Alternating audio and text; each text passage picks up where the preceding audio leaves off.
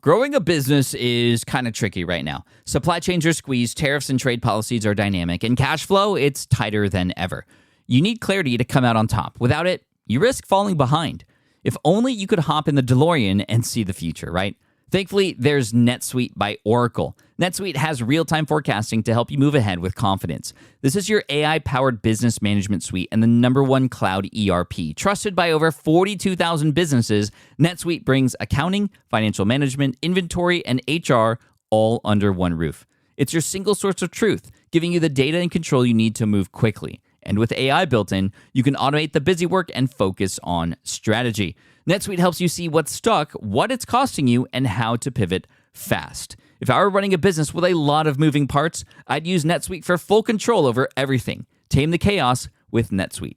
If your revenues are at least in 7 figures, download the free ebook, Navigating Global Trade, 3 Insights for Leaders at netsuite.com/SPI. That's netsuite.com/SPI. You spent months building towards launch day, but when the clock hits 0, your site crashes. Bots swarm, and loyal fans rage on Reddit. That's not good. Fanfare was built to stop that. Fanfare is the drop platform made for high-pressure moments, stampede-proof infrastructure, verified waitlists, and bot filters that actually work. Instead of refunds and rage, you get retention and revenue. And that sounds great to me. Your next launch shouldn't be a gamble. Get Fanfare's 5-step hype drop playbook and learn how to bulletproof your drop at fanfare.io/playbook. Again, that's fanfare.io/playbook. How do you actually position yourself as an expert? How do you talk about yourself online so that other people get interested, not just to follow you, but potentially buy from you? How do you sell yourself and do it in a way that's not sleazy? Well, today we're talking with Mike Kim from youarethebrandbook.com. And we've spoken to several people here in the past about the idea of the fact that you are 100% original, right? I learned that from Chris Ducker. It's like you are the only you that exists. So why aren't we using it to the best of our ability? And his book, Youpreneur, was absolutely life-changing. In this book, You Are the Brand by Mike Kim, forward by Todd Herman, another good friend of mine. Actually, both Mike and Todd are good friends of SPI and of myself. We've had dinners together, and I couldn't say enough nice things about Mike. He's one of the most genuine people I know, and he's been through the ranks. He's done a lot. He's gone through a lot of ups and downs to now get to a point where he's helping businesses and specifically people build their brands online. And I'm really excited for you to hear this because we talk about things that, yes, we've talked about on the show before, but just in a different way with different stories. And this could be the refresher that you need to really take hold of actually who you are and how you position yourself and how you talk about yourself online. So sit back, relax, and take notes if you need to, because this is a great one. We go through an entire blueprint on how to do this with Mike Kim. Welcome to the Smart Passive Income Podcast, where it's all about working hard now so you can sit back and reap the benefits later. And now your host. His favorite color when he was a kid was orange because it was the most fun to say, Pat Flynn. Running a business means legal questions are inevitable. Is this contract or agreement solid? What can I do if a client won't pay me? Am I set up properly for taxes? Well, rather than trying to navigate all of this on your own or searching endlessly online, imagine having a law firm on your side without the high hourly rates. That's exactly what Legal Shield's small business plans offer. With Legal Shield, entrepreneurs get access to real legal support, contract reviews, collection letters, guidance on business formation, and even help handling IRS audits. Members can book consultations, upload documents through the app, and work with a provider law firm that understands small business laws in your state. You also get proactive help on tax and trademark questions so you can stay ahead of legal risks. And if a client delays payment, Legal Shield can send professional collection letters to help you recover what you're owed, all for a fraction of what traditional attorneys charge. Go to LegalShield.com/SPI or call 833-570-9980 to learn more and get big business legal support without a big business budget. That's LegalShield.com/SPI. Do you know the secret to businesses that are scaling faster than ever? They're using Upwork to tap into a diverse pool of skilled freelancers across various industries. With Upwork, you can find specialized freelancers in marketing, development, design, and more. Experts who are ready to help you take your business to the next level. I've personally used Upwork myself and can vouch for it.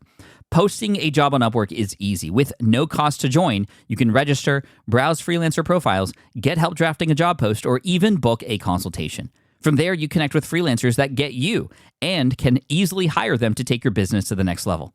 Upwork makes the entire process easier, simpler, and more affordable with industry-low fees. Post a job today and hire tomorrow with Upwork. Visit Upwork.com right now and post your job for free. That is Upwork.com to post your job for free and connect with top talent ready to help you grow your business. That's Upwork.com. Again, Upwork.com. What's up, everybody? Pat Flynn here, and welcome to session 496 of the Smart Passive Income Podcast. My name is Pat Flynn, here to help you make more money, save more time, and help more people too. And I can't believe we're really close to episode 500. That is going to be a huge milestone. I'm so thankful for you. We wouldn't have gotten here if it wasn't for you. And if it wasn't also for the amazing guests that we've had here on the show before to share their expertise, their knowledge, their wisdom. And today, like I said, we're talking with Mike Kim, the author of the book, You Are the Brand Book. And you can check it out, youarethebrandbook.com. But let's not wait any longer. Let's just dive right in. Here we go. Mike, what's up? Welcome to the Smart Passive Income Podcast. Thanks for joining us today. I am honored to be here, honored to be with everyone who's listening. Hope to add some value today. I'm sure you will, because you always do every time we have a conversation. And here we are now, finally recording one for everybody to listen to. A little background for those who don't know who you are. I'd love to have you explain a little bit about how you got into online business and kind of where you got your start. Yeah, sure. Of course, I've got to give props to you because your podcast, SPI here, was one of the very first I listened to. Thank you. Dude, maybe 7-8 years ago when I was working a corporate job, like so many of us have had in our journey. It's part of our story. I really came from a marketing background. I was working as the CMO of a company just outside of Manhattan.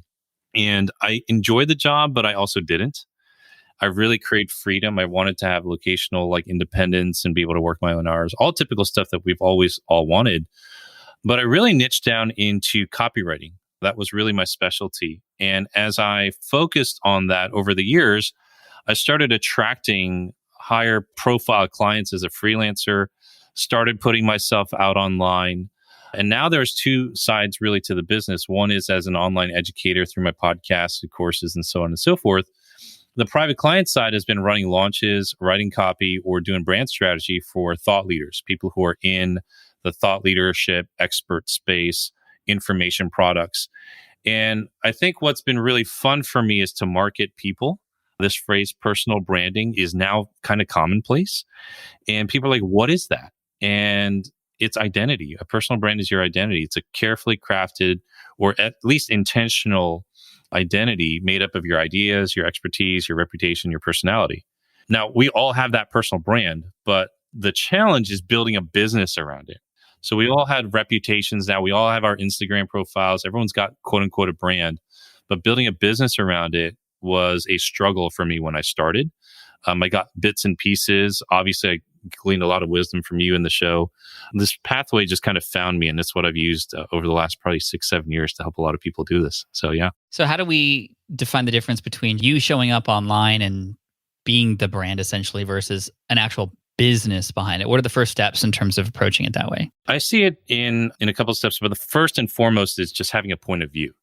And I know that sounds like what? Like a point of view, but I think a lot of folks who come out of corporate or very, very regimented backgrounds, law, healthcare, government, education, like they get their wrist slapped, dude. Like anytime they say something and voice an opinion, they get their wrist slapped.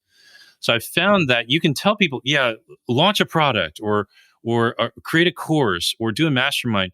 But a lot of folks get like wary of that, where they don't ever get to that point because they're not confident in what they think or what they even see. What I do to help them start coming up with a point of view and digging through that is I ask 3 simple questions, and I call these the personal brand 3.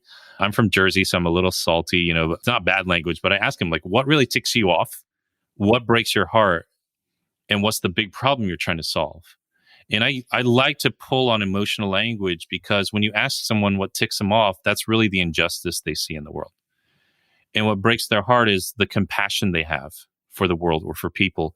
And what's the big problem you're trying to solve? You and I know this, like that's business. Business is nothing more than solving a problem for a profit. When you can get the answers to these 3 questions, somewhere in the intersection of those things lies the answer or the message of your brand, which then leads to step 2, which is telling personal stories. We know that storytelling is huge in marketing. I know your story. Like that's what gravitated me to you when I first discovered you and so many others now here on the show. But a lot of people hear a marketing guy like me say, tell stories, and they don't even know what to say, or they don't know how to tell them. And so they really stem from the answers to those questions. And then we go just kind of step by step. And as you go into step 3, which is platform, you share your stories, you share your point of view. And then that's when it really turns and shifts into business. So there's a couple more steps there that I can outline, but I've found that these steps precede really launching a product. And sometimes we stumble into it, but it's really important to help people through those steps. Great. I think it's a nice reminder because we often kind of just jump into something, or we see other people promoting stuff and we're like, okay, let's just make a book, or let's make a course, or let's start my coaching program. But I love that you're focusing on, well, who are we and what do we stand for, right? And that's such an important point of view. I heard that for the first time from Ramit Sethi, actually. It's like you need to have some sort of, like you said, point of view or something to stand for, or else like who's going to stand with you because they don't even know what you stand for. So there's a little Hamilton reference there. But like, can you give us an example of a company or a brand or person, for example, and what their point of view is and perhaps their story, and then how the platform sort of adds on top of that? Well, you know what? I'll just use you as an example. Here we are, we're talking, and you've been in this space now, and the space has matured over all of these years. I remember one of the conversations we had a little while ago, obviously before today, was I think we were on a Clubhouse room or something, and we were talking about like how people are building their personal brands. And I think one of our friends, Ray, was moderating the room. And Pat, what I see, and I think what has been so awesome about you is that you've shied away from doing what a lot of people do or think you have to do. What I see in a lot of the personal branding space or this solopreneur space or this platform-based space is that on one extreme, people just present a false view of themselves. They just flat out like think image is all that matters. Let's get the Lamborghinis, let's rent a mansion on Airbnb and stage a photo shoot and kind of imply that it's our house. And those people don't understand attention is owed. It's not earned. They feel like attention is owed, but attention is earned, not owed. And then on the flip side, and again, these are extreme examples, then you have other people who are oversharing in the name of authenticity. And I love that concept of authenticity, but people are taking it too far. They're sharing too much information, or they're oversharing and trying to sell their struggles. And they're not really fixing a problem, or they're not really leading the way. I've never heard anybody say that you could be too authentic. I want to dig a little bit deeper into that. Does that mean I'm sharing too much of my life with people, or does that mean I'm giving away too much information, whereas I could instead be selling that information? What do you mean by too authentic? I think what I mean by that is there's a difference, and this may help. And this really helped me just on a personal standpoint. There's a difference between being authentic and being uber transparent with people. And I think transparency is reserved for the very, very special people in our lives. A couple of years ago, I went through some really, really rough stuff in my personal life. Like you and I talked about that, like, because we're just, friends, right? But I didn't go blast that out on Facebook and social media and things like that, because you get attention when you post content like that. But it's like the attention that you pay to a car wreck when you're driving down I-5, right? It's very short-lived. Another like real weird, I don't know why people do this, but it's an example. It's just off the top of my head, where like they've like fallen that day and got like a really bad cut or a scratch, and they post a photo of that on Facebook. And it's just like jarring. You're like, I don't want to see that. That's not like cool. So the level of authenticity means, hey, Mike, how you doing? If it was a couple of years ago, I was like, I'm hanging in there, man. It's a little rough. Like I'm going through some stuff, but it's rough, but I'll be okay. I'm not pretending like I'm not okay, but I'm also not dumping and asking a complete stranger to hold a ton of space. I see people do that a lot. And what I really advocate for, and maybe this will kind of help sort it out, is like the litmus test I use a lot now with myself and with my clients, colleagues, is, hey, ask yourself this super simple question. Is what I'm sharing, is what I'm building, is what I'm saying online, can I build a campfire around it? And what I mean by that, is it warm? Is it inviting? Is it something that you can build a community around? Even if you're struggling, even if you've had hard times, the authenticity behind a message like that Me hearing your story when you started out, you left the firm and then you published a book and you just kind of stumbled your way through it and you were being authentic, but you weren't like, this is the email they sent me. And what I'm advocating for is, hey, be somebody that people really want to follow because you're giving space to people to gather around. Can you build a campfire around it? You are the brand. Don't just build a brand. Don't just build an image of a brand, but be the person, become the person that you are really trying to sell to people. It's a call to say, hey, we can get better. We can work on ourselves. Entrepreneurship has a very, very interesting way of revealing like the best parts of us, but also the parts that are a little bit rough. And my point is, don't hide behind image. Do the hard work that's required. And I think you're a testament to that. You really are. Like, I can reverse engineer all of that in all these years that I've known and followed your work. And I think that's why you've built a big reason as to why so many people love you, man. So, yeah. Thank you. I appreciate that. And I think just be real. Like, be real, and you're going to attract the right kind of people versus maybe, yeah, you'd be attracting people, but they're not going to be the people who are going to go to bat for you when you really need some help. I'd love to continue this conversation with regards to those who are listening to this. They might be thinking, well, I don't really want to be the brand. I know how important, showing up is in developing relationships, but I'm shy. I'm an introvert. I would much rather be behind the scenes, but I still want to create a business. Does that mean that I am doomed to fail right from the start? Or how do I approach this in a different way? Yeah, that's a great question because believe it or not, I'm an introvert and I struggle with being out in front on camera. I think some of the other steps that I'll share actually don't have to do with being out front. What I mean by a brand is that we have an identity. We have a reputation that we hold. Like, your friends at work know you very differently from like your friends, your real friends that you grew up with, right? Close friends that you grew up with. And my point is that we all have this identity. When it comes to our businesses, when we're starting businesses, even if you don't want to be out front, I didn't do that early on. I was a freelance copywriter. But these next steps, which after I formed a point of view, had some stories to share. This is why I love freelance copywriting. This is why I got into this space. Once I started my little blog, humble little blog and humble little podcast, I shared a few things on these various platforms. I really had to start thinking in terms of business. And the fourth step is really, how did I want to position myself? Your positioning is determined by where you sit relative to your competition. We all have competition. Sometimes it's direct competition. Sometimes it's indirect competition. This is more, though, than just being like a high-end versus mass market thing. One of the examples I always use is that there's a big difference between Louis Vuitton and Walmart. Both companies make a lot of money, but they make them in very different ways. And if you don't understand your positioning, like, we can stroll down to Louis Vuitton in Beverly Hills and they do not know the meaning of the word discount. Like, it's not in their vocabulary. Whereas you go into Walmart and they're very intentional about the wording they use because they're positioned as a general retailer. Understanding your positioning then allows you, and this is where a lot of us start and then get hung up because we haven't thought about these previous steps. Once you understand your positioning, then you know what kind of products to create. And step 6, you know how to price those products. In step 7, you know how to pitch them. And that's where copywriting and salesmanship comes into play. And then finally, you have partners. That's the 8th step.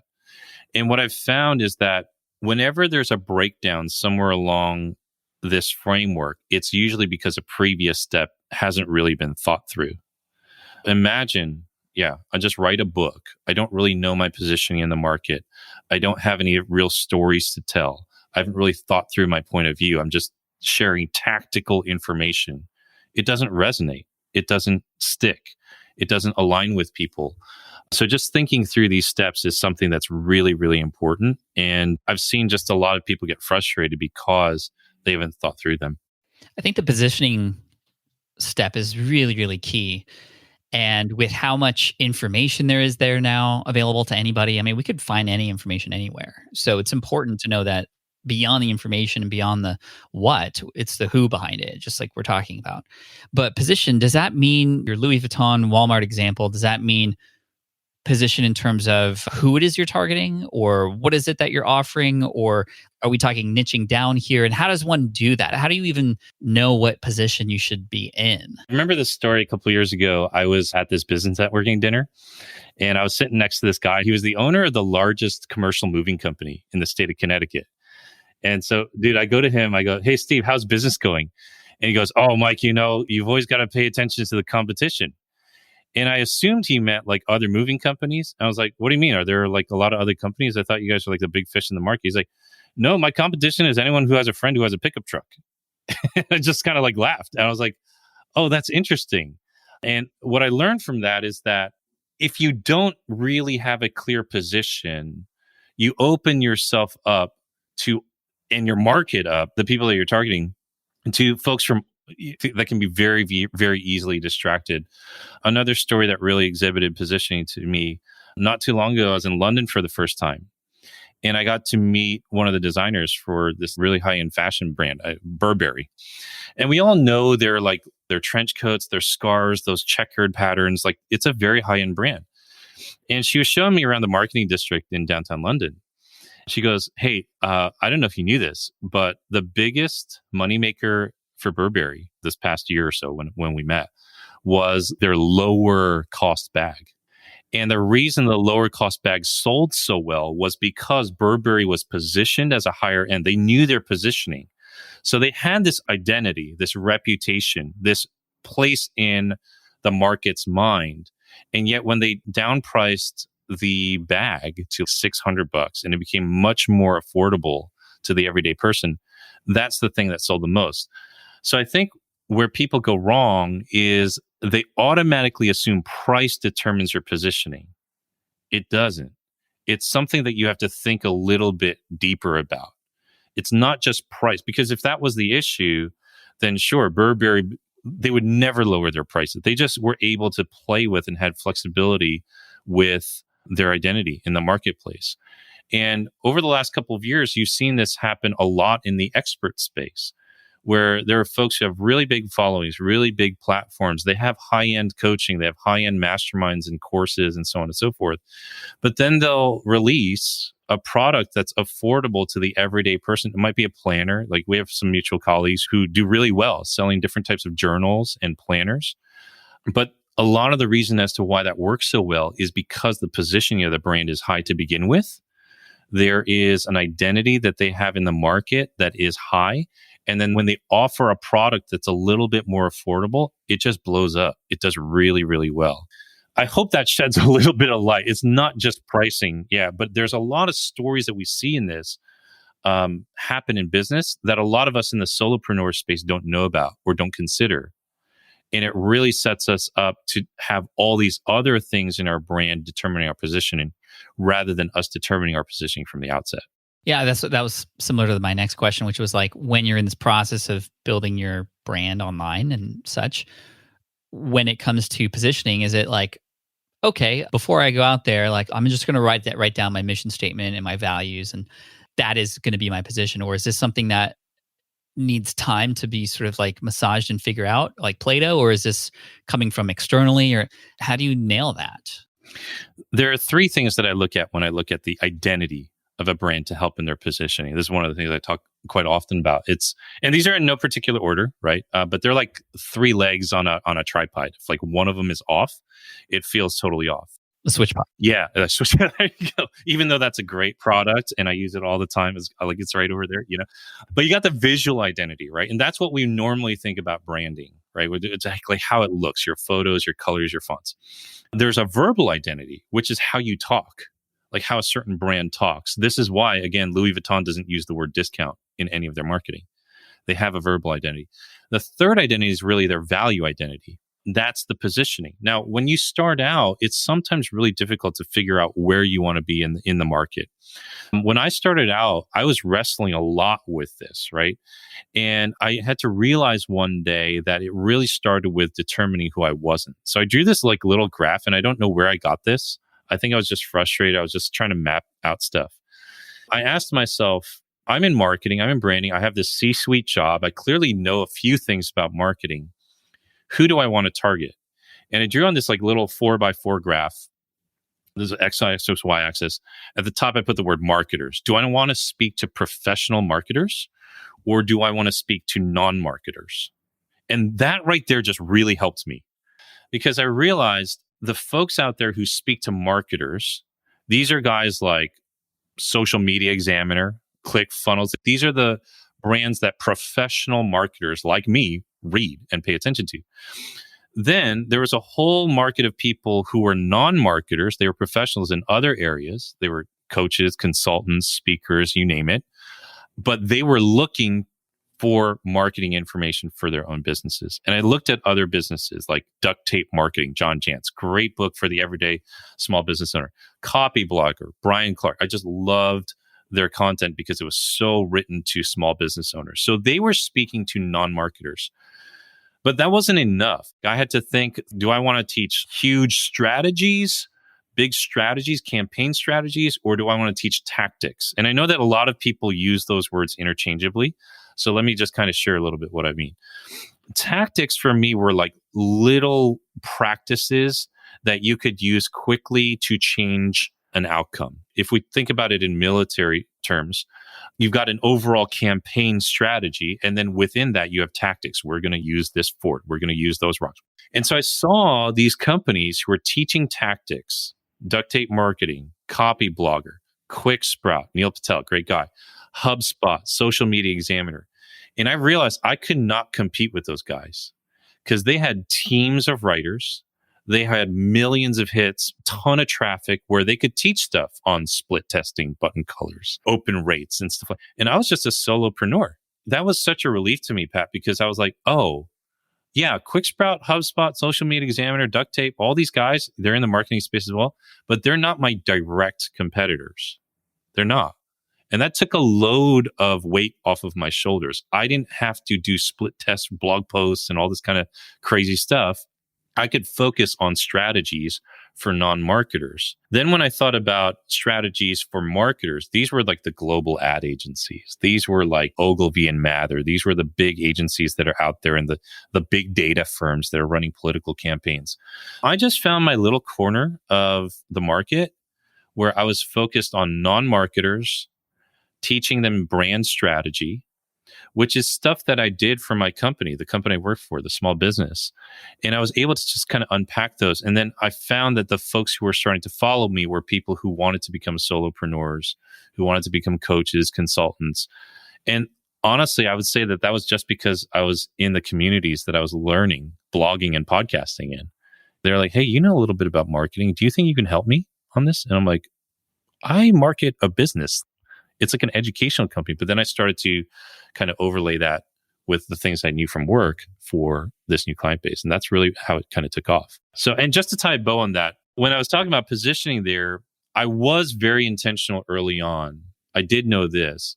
I was going to make sure that I told people that I was the CMO of the company. And that was not just for them, but it was for me. It was to remind myself that, hey, you have a good job. Like you are paid well, you're rewarded well for this job. You clearly know things. You do not necessarily need to become Walmart in this space because you have a title at work. And so I really, really used that as a guideline for when I created my visual identity. I wanted it to look like how an executive's website would look. And my verbal identity, when I wrote the content on my website or my podcast, I was authentic. I was warm. I tried to be friendly because that's just kind of how I am. But I also didn't want to use language that would make them feel that I wasn't really professional. It was just the way that I chose to establish my positioning. And that helped me really, really establish that in the years to come. Thank you. That's really helpful. One of the steps we kind of just breezed over, but I want to go back to because this is oftentimes a struggle in terms of choice. And I'm talking about platform, especially today, 2021. There's a lot of choices. I mean, there's literally everything from TikTok to Instagram to blogging to video to podcasting or podcasting plus video. And where does one begin to, especially at the start of their journey, wrap their head around all the different places they could share their point of view on? How do we do that in a way that is A, going to help us reach the people we should reach, but also B, not be super overwhelming or feel like we're getting left behind because we're not everywhere? This is honestly what I tell my clients. I say, pick the platform that's the most fun for you. Because, and here's why, there's a method to my madness. I still have friends who have no idea what I do. Like, these are friends who know me for like 20 years. They're like, I don't understand how you make money. I don't understand what you do for a living. And I'm like, dude, why don't you just share some thoughts? They're like, what do you mean we should share some thoughts? So what they just said right there for me as a coach, like, I recognize, okay, they're struggling even to express themselves because they don't do that day to day at work. And then if I were to say, hey, why don't you go on LinkedIn and share your thoughts? They're like, I don't even use LinkedIn. I don't even know how to use it. And now I'm asking them to overcome a second hurdle, which is to learn a technology or a platform that they don't use every day. So then I just rewind it back. I'm like, okay, hey, what social media channel or do you use the most? Or do you watch YouTube or do you like podcasts? Which one do you do the most? Like, oh, I love Instagram, let's say, for example. I was like, great. Let's share your thoughts on Instagram. And then Pat, they go, no way, dude, I don't take these influencer type pictures. I don't have any good photos or anything like that. I don't know even how to write a caption on Instagram. And I say, oh no, they have this great feature, Instagram stories. It's not artistic. You just show up and talk and it doesn't matter. And all I'm really trying to do with that person at that juncture is to reduce the friction that it takes for them to learn the first most important step, which is to just express themselves and to share their point of view. So if they're using Instagram every day, that's what I'm going to ask them to start with, even if their people aren't there, because they're not going to quit their job tomorrow. They're not going to launch their business tomorrow. It's, hey, let's use this time to develop and exercise that muscle of self-expression. For me, when I started back in 2013, I was still working my day job. I kind of took this approach, and it was inspired by this like Chinese restaurant I went to, like when I was in college that I went to all the time. And I lived near there at the time. And they had this thing on the wall that was always like talking about the Chinese zodiac, right? You know, the year of a certain animal, right? The horse, the rat, and so forth. I just decided, I was like, that makes a lot of sense. I should maybe spend this first year learning one platform and learning how to do this. And because I was more of a writer, I did not want to be on camera. I did not podcast. I listened to podcasts, but at the time I was reading a lot of blogs. I was reading your blog, some other people's blogs. So I said in 2013, this will be the year of the blog. Hell or high water, a blog post is coming out on Monday morning. And I did that religiously, even though nobody read it. 3 a.m, sometimes I was like, I've got to publish this blog and share it. So I did that. Then in 2014, I decided this is the year you're going to launch a podcast, but I never stopped blogging. And actually blogging really helped me become a better podcaster. I was a better copywriter. I understood some of the back end that I needed to understand from a technical standpoint to get the podcast published and so on and so forth. And I just started learning these skills on podcasting. Now I'd been a musician. I had been a speaker. But podcasting was way harder than I imagined. I don't know how it was for you. I was like, oh, this is going to be easy. I've spoken on stage before.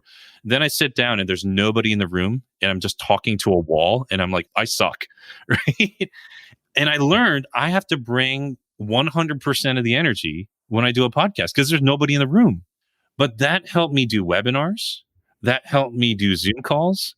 That was like a meta skill that made everything else following that so much easier. In 2015, I launched group coaching programs and masterminds, and they filled up because I had done a year of podcasting, 2 years of blogging. And that's actually the year that I went full time in 2015.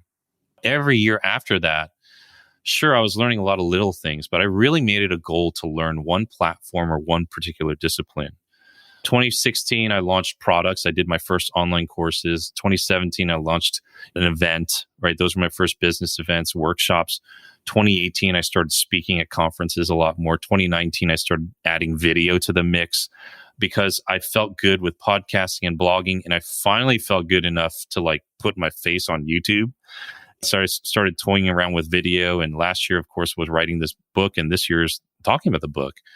And I think what happens, to your point, is that folks see us or people like us or other people in the space, and they are, like you said, seemingly everywhere all at once. And they don't realize that this was sometimes a 7, 8, 9-year journey. And I've never forgotten this one quote that Gary Keller, the guy from the real estate company, said. He said, success is sequential, not simultaneous. That really guided me. My honest, heartfelt encouragement to anyone who's like confused and overwhelmed by all these platforms, start with what's the most natural for you, the platform you're most familiar with. exercise and be patient with yourself, but exercise that muscle of expressing yourself. Especially if you're still working a full-time job or you feel buried with the kids and family and you need to exercise that muscle first, and then you'll be able to learn a platform. You don't want to overwhelm yourself by trying to figure out all the algorithms on 6 different social media channels, 3 different camera feeds and lighting and all that. And then you realize, I don't know what to say because I've never exercised that. That's really my advice. Start with what's the most fun and the most easy to express yourself on, and then go from there. Thank you for that, Mike. That was a beautiful answer. When we start to create a business out of what we're doing online, oftentimes people struggle to allow themselves to accept money. It's selling out to sell. How do you respond to somebody who is struggling with selling? There's a couple of things with selling, but I think where that comes in is that if we have to first be honest with ourselves. That's where it always starts. Just really be honest with yourself. And if you want to make money, admit it. It's okay. Now, where I find that people struggle, Pat, is that they say, I feel like I'm selling out. But what they're really saying is, I want to be adequately rewarded, but I also want to be liked. I don't want to feel the hate from people. Like I'm having trouble pricing things. And this is why in the framework that I teach, pricing comes a little bit later. Because if you figure out your positioning, your products, all this stuff, it sort of takes care of itself. But a couple of things on pricing. And I think this has really helped me over the years. So this is some of the stuff that I share. The first principle that I share, it's because I get this question a lot. How much should I charge? Or how much should I charge per hour? Do I even charge an hourly rate? And I know that with all the folks you guys are listening today, all different types of businesses represented. I grew up in New Jersey, like I told you, and traffic is really bad there. So I have this little principle that I teach called the traffic from hell hourly price. And it's like, if I called you up and you had to drive through 30 minutes of the worst traffic from New Jersey going into New York City, and I've done that a million times in my life, pick up a check and drive back, how much money would that need to be?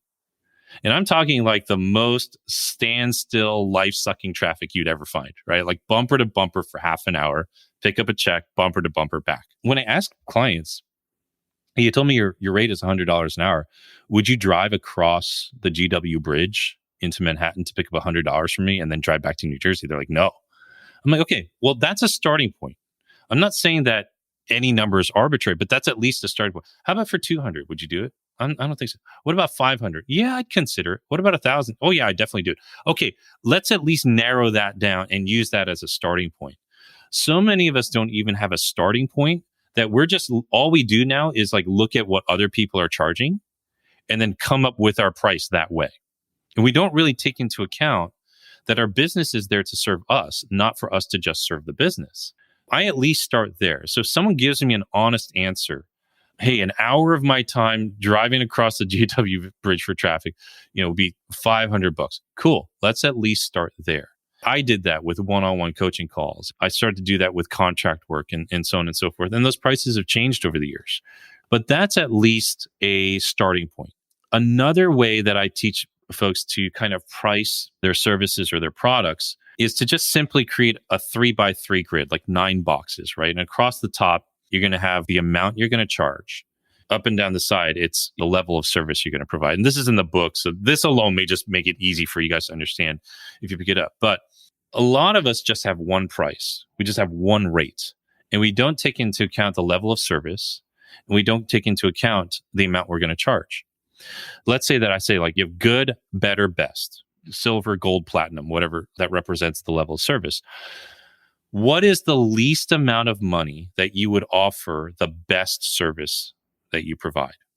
So this might be someone who calls me and says, Mike, we want you to write every single word of our entire product launch. What's the least amount of money I would do that for? And I maybe write right into the little box there, $25,000. And if it was a regular fee that I was charging and business was good and I didn't really need the contract or whatnot, I might write $50,000.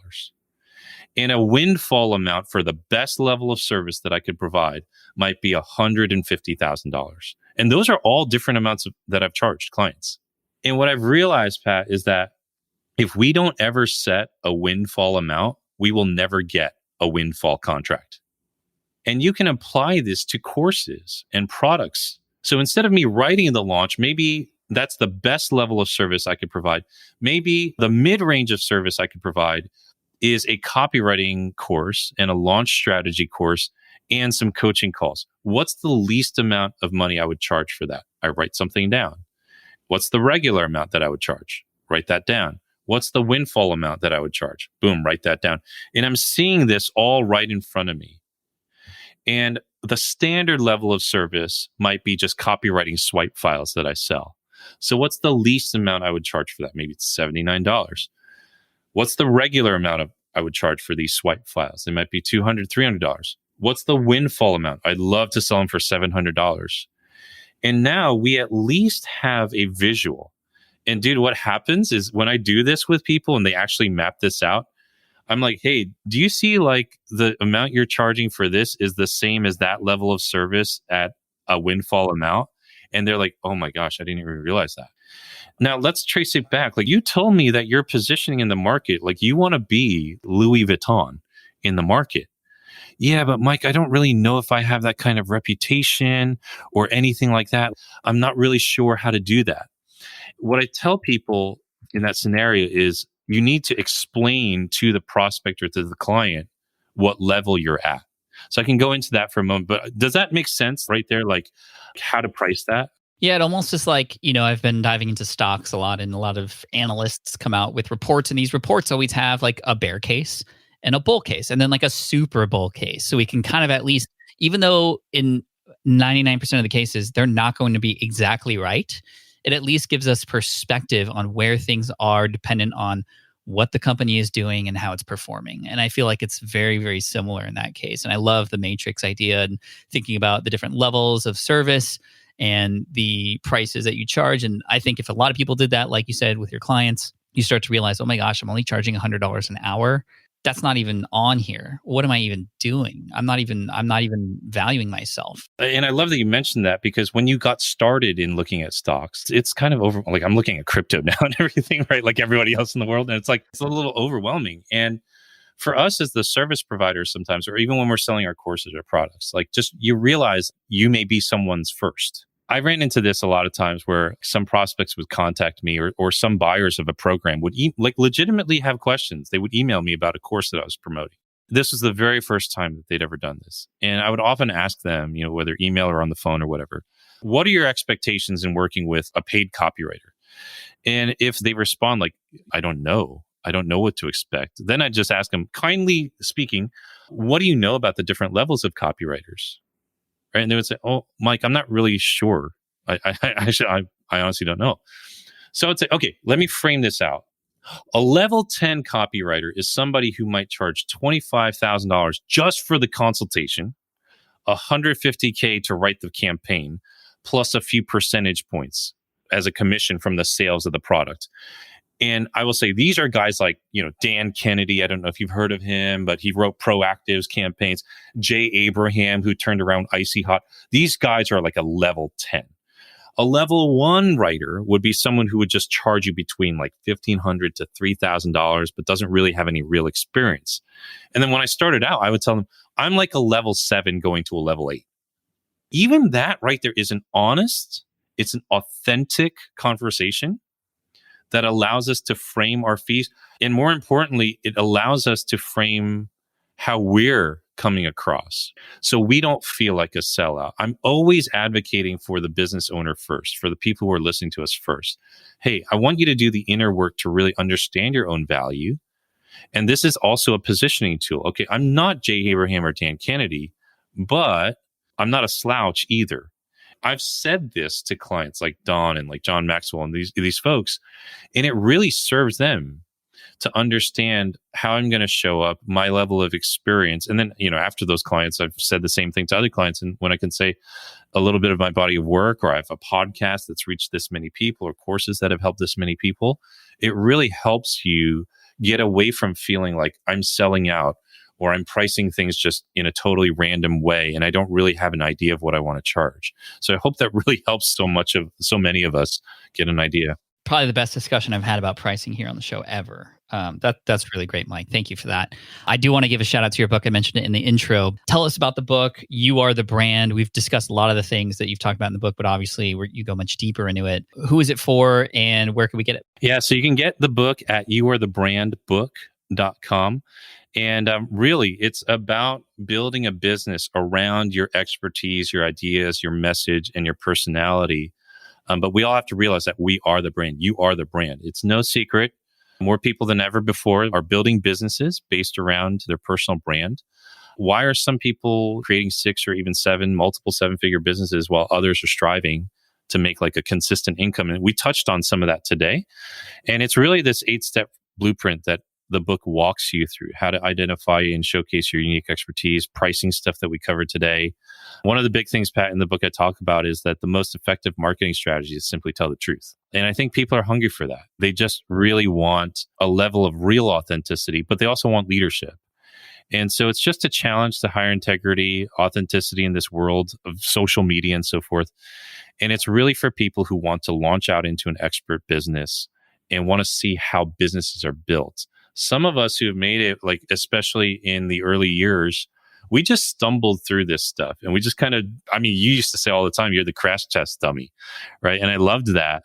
But now, as I've worked with a lot of these brands, a lot of these thought leadership brands, this is a framework that I didn't create. It more felt like it found me, just because of the years and years of work that I'd done with these folks, and I saw what made sense. So that's what the book's about. If you're really interested in building a business around your expertise, something that lasts a long time, not just a year or two, but longevity in this space, I hope you'll pick it up. Thank you, Mike. Where can we go grab it? Amazon, or I think you mentioned a URL? Yep, everywhere. Yeah, youarethebrandbook.com, Amazon, Barnes & Noble, all the regular bookstores, it's all in there. So you can grab that. Nice, man. I think at the time of this episode coming out, it just came out yesterday. So yeah, congrats to you, my friend. Thank you. Welcome to the world of publishing books.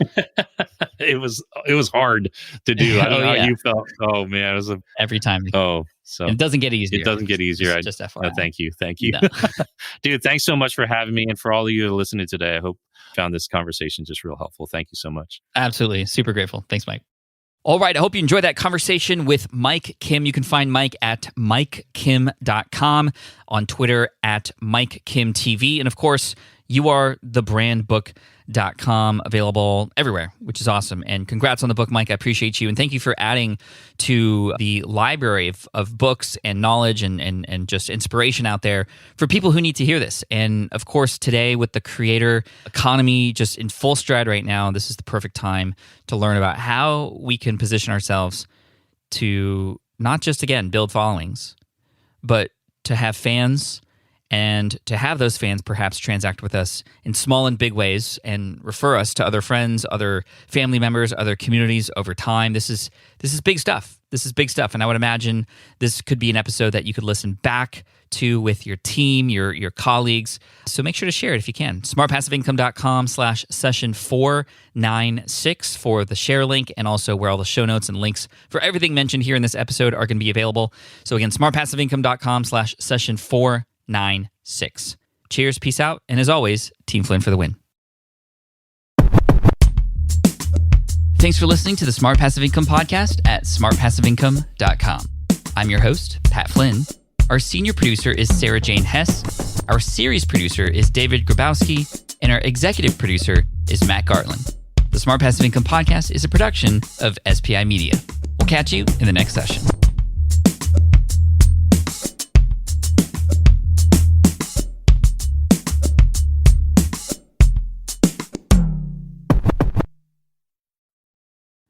I get it. You want to grow your business, but selling at scale feels overwhelming. You're drowning in complicated funnels, creating different lead magnets, or constantly posting on social media. And that gets exhausting fast, especially when you're trying to sell to hundreds or thousands of people. But what if you could sell at scale with a simple, powerful quiz? A score app quiz or assessment asks your audience key questions and gives them instant personalized results based on their answers. Your audience gets to know where they are now and shows them the steps they need to hit their goals. You can set up a quiz in minutes using Score App's templates and have a powerful lead magnet that'll do the selling for you. The best part is your audience actually wants to take this quiz, and you build huge amounts of trust before you even make a single offer. No hard sales, no chasing leads, just value at scale. Get 50% off the first 3 months using the discount code SPI. Just head to scoreapp.com/SPI. Again, that's scoreapp.com/SPI. Have you dreamt about being your own boss, but still haven't made the first steps to making that dream a reality? Well, I get that. Starting a business can feel super overwhelming with legal forms, paperwork, finances. It's a lot. And that's why I'm excited to tell you about Taylor Brands. Taylor is a complete business builder designed to make launching your business simple and stress-free.